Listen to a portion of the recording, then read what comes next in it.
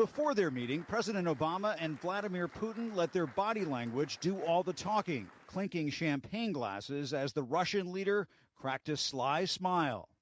Earlier in the day, Mr. Obama warned the United Nations of what he called dangerous currents that could lead to a darker world, making his feelings clear about Putin's new shadow in the Middle East. We're told that such retrenchment is required to beat back disorder. The president slammed Putin's recipe for defeating ISIS, whose main ingredient is propping up that country's leader, Bashar al-Assad.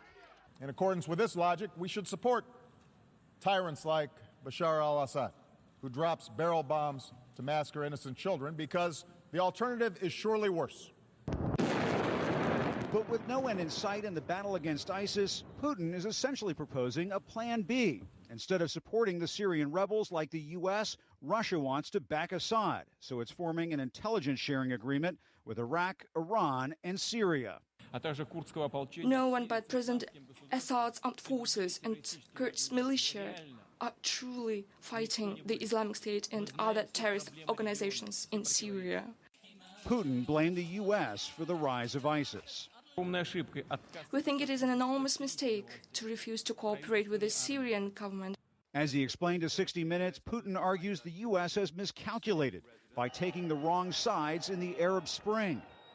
We support the legitimate government of Syria. President Obama, who's long said Assad must go, is now softening that stance and adding he'll even work with Russia and Iran. Realism dictates that compromise will be required to end the fighting and ultimately stamp out ISIL. But the U.S. and Russia still aren't collaborating, even as Moscow ramps up its military presence in Syria. This is not yet coordinated. Which is why these two leaders are talking face-to-face in their first bilateral meeting since this encounter more than 2 years ago. An easier time in the relationship before Russia invaded Ukraine and became isolated from the West, something Mr. Obama wants the world to remember. If that happens without consequence in Ukraine, it could happen to any nation gathered here today.